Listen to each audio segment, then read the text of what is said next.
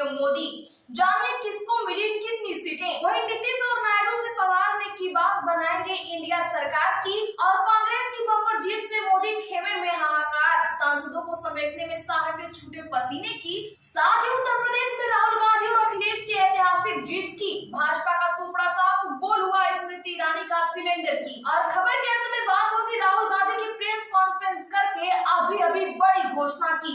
इसी के साथ आज दिन भर की सभी बड़ी और प्रमुख खबरों को जानेंगे विस्तार से। उससे पहले एक नजर सुर्खियों पर।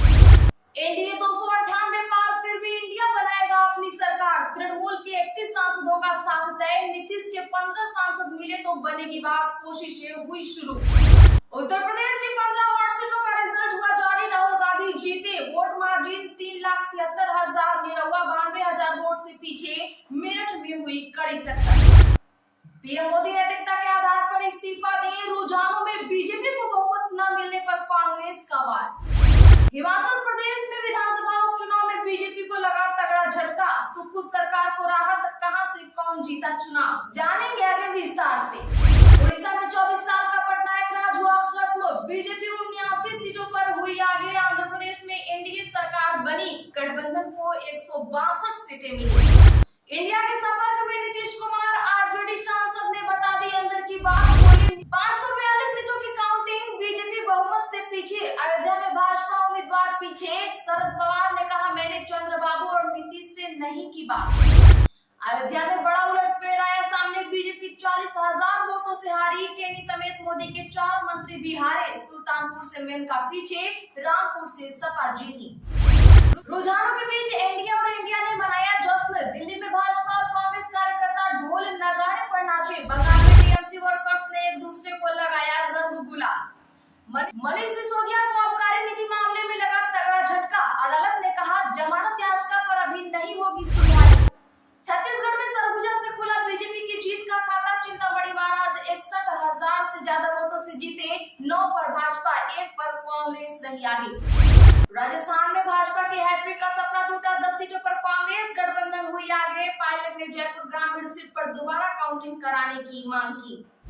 हरियाणा के मतदान केंद्र पर हंगामा, कमांडो तैनात। काउंटिंग रोकने पर भड़के कांग्रेसी। शैलजा लोकसभा चुनाव जीती, खट्टर की भी जीत हुई।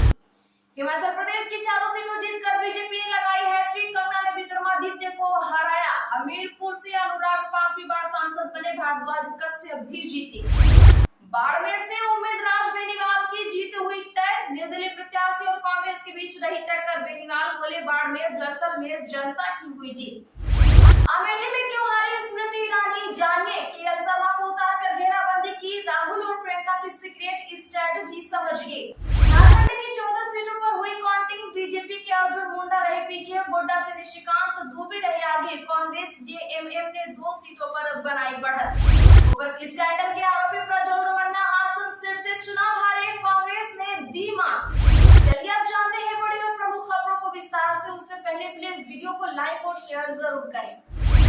एनडीए 297 पार, फिर भी इंडिया बना सकती है सरकार। तृणमूल के 31 सांसदों का साथ तय। नीतीश के 15 सांसद मिले तो बनेगी बात। यहाँ आपको बता दें कि लोकसभा चुनाव की 542 सीटों के लिए काउंटिंग लगभग खत्म हो चुकी है। अब तक के रुझानों में एनडीए को 297 सीटें मिलती दिख रही है।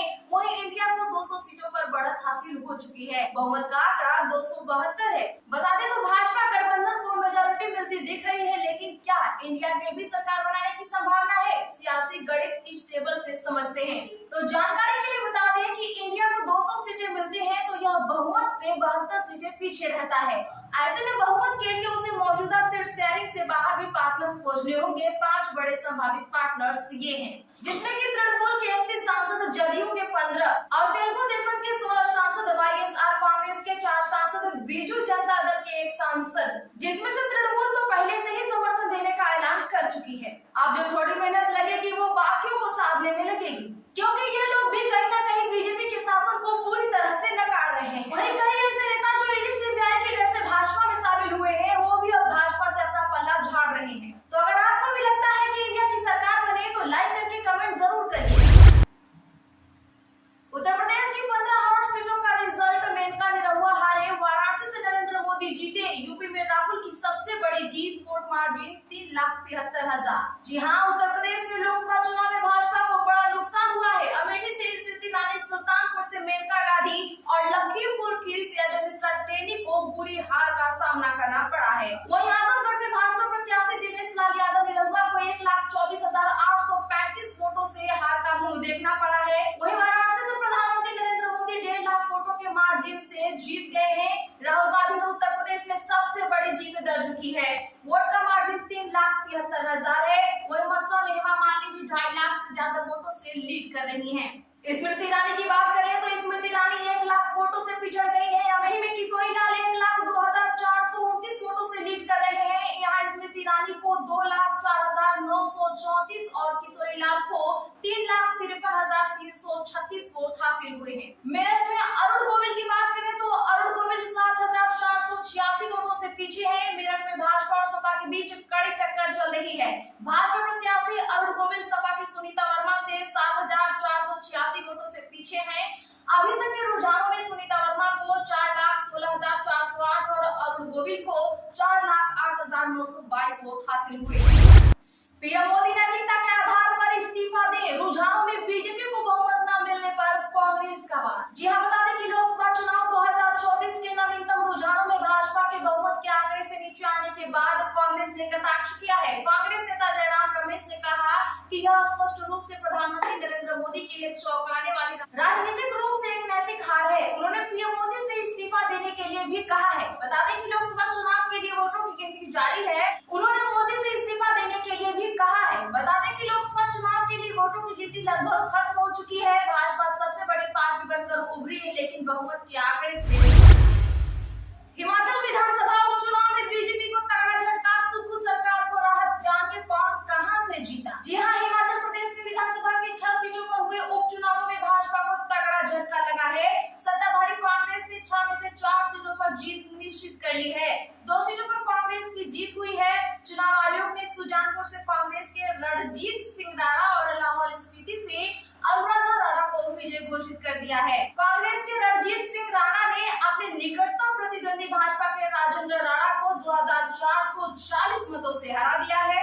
रणजीत राणा को 29,529 मत मिले हैं, जबकि भाजपा के राजेंद्र राणा को 27,089 मत हासिल कर पाए हैं।